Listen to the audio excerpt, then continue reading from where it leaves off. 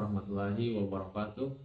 Kami dari kelompok 4 akan mempresentasikan presentasi kami mengenai penggunaan kutipan dalam karangan ilmiah dengan tepat. Perkenalkan, nama saya Rio Yuntoro sebagai pemateri pertama. Perkenalkan, nama saya Ahmad Rifaldi sebagai pemateri kedua. Saya pemateri pertama akan membahas paragraf dan penggunaan paragraf yang baik. Paragraf adalah satuan gagasan dalam sebuah tulisan. Ciri paragraf yang baik: kesatuan, kepaduan, dan relevansi. Jenis paragraf: pembuka, isi, dan penutup. Contoh penggunaan mulai dengan ide utama, diikuti dengan penjelas dan ditutup dengan kalimat kesimpulan. 2. Hakikat, ciri, jenis, dan langkah penyusunan karya ilmiah. Hakikat karya tulis berdasarkan fakta dan data ilmiah. Ciri: sistematis, objektif, faktual, dan baku. Jenis: artikel, laporan, tesis, disertasi. Langkah: ditentukan topik, kumpulan data, susun, kerangka, tulis, dan referensi. 3. Penggunaan struktur karangan ilmiah yang tepat. Struktur meliputi yang pertama itu pendahuluan, latar belakang, masalah, dan tujuan.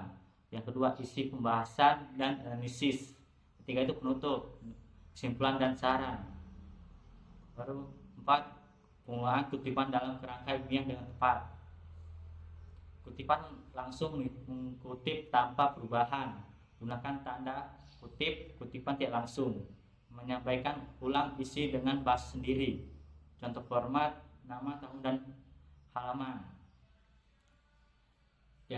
Ya baik, saya akan melanjutkan pemateri dari teman kita Rio. Yang kelima, penggunaan dan penulisan daftar pusaka. Contohnya format: buku, nama, tahun, judul buku atau kota penerbit.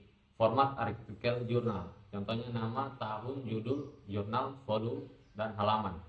Yang keenam, hakikat, ciri, jenis, dan struktur artikel ilmiah. Hakikat, contohnya tulisan yang mengungkapkan hasil penelitian. Ciri, contohnya padat, faktual, analitis. Jenis, contohnya artikel konseptual, hasil penelitian, kajian pustaka. Struktur, contohnya judul, abstrak, pendahuluan, metode, hasil pembahasan, kesimpulan. Yang ketujuh, teori presentasi ilmiah. Presentasi ilmiah memerlukan persiapan, contohnya materi relevan, alat pendukung atau PPT.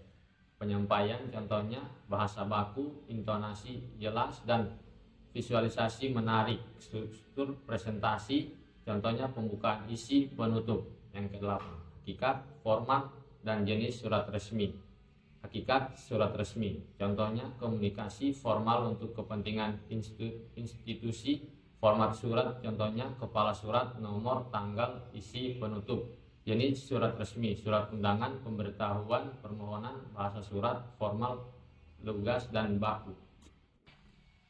Ya, kesimpulan dari pembahasan kami yang tadi adalah penulisan dan presentasi ilmiah harus mematuhi kaidah bahasa Indonesia, mulai dari penggunaan paragraf, struktur, kutipan, daftar pusaka, hingga penyusunan surat resmi memerlukan ketelitian dan pemahaman aturan yang benar. Sekian presentasi kami dari kelompok 4. Jika ada yang kurang, mohon maaf. Assalamualaikum warahmatullahi wabarakatuh. Sekian, terima kasih.